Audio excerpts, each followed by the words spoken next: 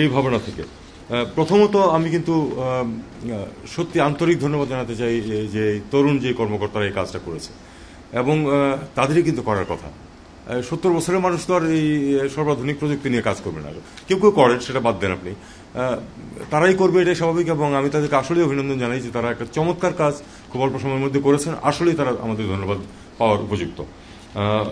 তাই বলে আমি কিন্তু ওদেরকেও বাদ দিচ্ছি না, কারণ এই মন্ত্রণালয়ের লোকজনও যে কয়েকজন আছেন তারা প্রচুর ভূমিকা এখানে রেখেছেন। মামুনের কথা উঠেছিল। মামুন, আমি এটুকু জানি যে কোনো একটা কিছু এই মিনিস্ট্রির ডিজিটালাইজেশনের জন্য বিরাট বড় একটা বাজেট দেওয়া হয়েছিল, বিরাট বড়, কয়েক কোটি টাকা। মামুন 28 লাখ টাকায় সেই কাজ করে শেষ করে দিয়েছে এবং বলেছে যে যা চাওয়া হয়েছিল আমরা তার থেকে বেশি করেছি। তার মানে কি পরিমাণ অর্থ যে আমাদের বিভিন্নখানে অপচয় হয়, এটা কিন্তু তারও একটা প্রমাণ। এবং এত বড় অপচয়টা কিন্তু অপচয়ের হাত থেকে রক্ষা করা গেছে।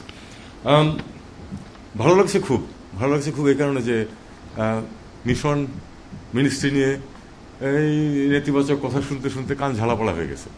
আজকে দেখলাম যে সবাই একটু প্রশংসা করছে আমাদের, এটা আমার কাছে খুবই ভালো লাগছে। একটা ব্যতিক্রম, কিন্তু একটা খুব ওয়েলকাম ব্যতিক্রম আমি এটাকে মনে করি। এবং এই জন্য যারা কাজ করেছে আসলে কৃতিত্বটা তাদেরই পাওনা। অবশ্যই প্রতিষ্ঠান হিসেবেও যে প্রতিষ্ঠানগুলি এটাতে জড়িত তারাও এই কাজের জন্য পেতে পারে। এখন আমি আমার কয়েকটা উদ্বেগ বা একটু সমস্যার কথা চিন্তা করি। মাইগভ, এটাতে আপনারা সব ধরনের সেবা নিয়ে আসছেন, এটা কতটুকু সেফ, সিকিউর? বাংলাদেশ ব্যাংক থেকে কিন্তু টাকা চুরি হয়ে গেছে। এখন আপনাদের এই যে একটা প্ল্যাটফর্মের উপর আপনারা নির্ভর করছেন, যদি এটাতে কোনো সমস্যা দেখা দেয়, আমার কাছে লেমেন হিসেবে মনে হচ্ছে যে এটা বড় সমস্যার সৃষ্টি হতে পারে।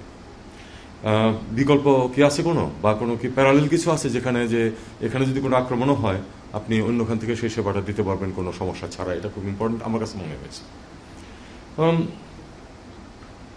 সবসময় প্রযুক্তির যে উন্নতি সেটা কাজ করে না। এমআরপি সম্বন্ধে আমার খুব উচ্চ ধারণা ছিল। সর্বশেষ মিটিং আমি জানলাম যে এমআরপি একজনের পক্ষে একাধিক নেওয়া সম্ভব। আমি এটা কখনো কল্পনা করিনি, কারণ আমি দেখেছি দক্ষিণ আফ্রিকাতে যে এমআরপি নিতে এসছে, আঙ্গুল দেওয়া মাত্র সব ভুল তথ্য যেগুলি সে দিয়েছিল সেগুলি নাকচ হয়ে যাচ্ছে। তো আমি খুব ইমপ্রেস ছিলাম। কিন্তু একেবারেই অল্প কয়েকদিন আগে জানলাম যে আসলে একই ব্যক্তি একাধিক, মানে 2টা 3টা 4টা পাসপোর্টও নিয়েছে, এমআরপি 4টে। তো এখন অর্থাৎ সমস্যা থাকতে পারে, কিন্তু টেকনোলজিক্যাল অগ্রগতির মধ্যেও সেটাকে আমরা এখন নতুন স্টেজে আসতেছি। এখানে অনেক সমস্যা আছে, সেটা বলার মতো জায়গা এটা না। সেটা হলো যে ডিজিটাল পাসপোর্টে আমরা চলে যাচ্ছি, যেটাতে এই অসুবিধাগুলি হয়তো দূর করা যাবে। ভূমি নামজারি, ব্যক্তিগত অভিজ্ঞতা থেকে বলি, গ্রামাঞ্চলে ভূমি নামজারিতে এটাকে ডিজিটালাইজ করার কারণে পূর্ববর্তী একটি স্টেপও কমে নাই সাধারণ মানুষের জন্য, একটি স্টেপ বেড়েছে।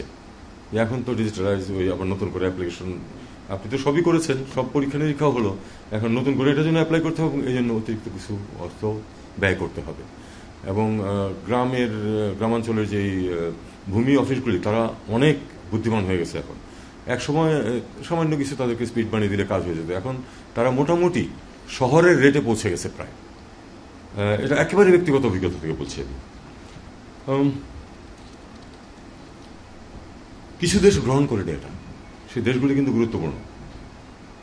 সেখানে অর্থাৎ আমাদের এই সমস্যাগুলো কিন্তু থেকেই যাচ্ছে। 60,000 পাসপোর্ট আটকা আছে ইটালিতে। এবং কেন আটকা আছে? কাগজপত্রের বিশ্বাসযোগ্যতার প্রশ্নে। তারা সবগুলো কেস আটকে রেখেছে, তার প্রতিটা কেস পরীক্ষা করে দেখবে, কারণ দুর্নীতি সবখানেই আছে, শুধু আমাদের এখানে না। মানে আমাদের কেউ একজন, কোন এক দালাল সেখান থেকে হয়তো 50 জন লোক লাগবে এরকম অনুমোদন নিয়ে এসেছে ওখানকার একটা প্রতিষ্ঠান থেকে। আসলে তার সেখানে 50টা চাকরি দেওয়ার মতো ব্যবস্থা নাই। এখানে প্রচুর টাকা পয়সার লেনদেন হয়েছে এবং আপনারা জানেন যে রেটস আর ভেরি হাই।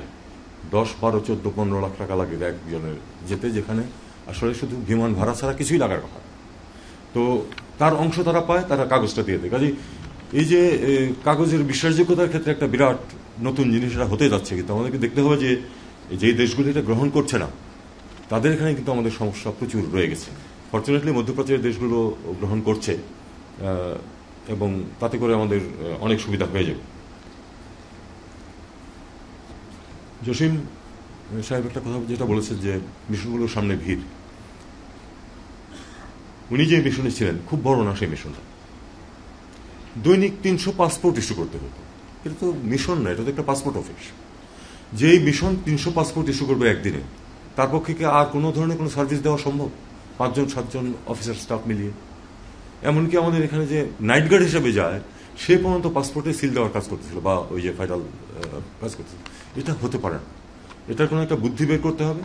এবং একটা সিদ্ধান্ত হয়েছে যে যে সব জায়গাতে আসলেই ভিড় বেশি, সেখানে লোক বল একটু বাড়ানো।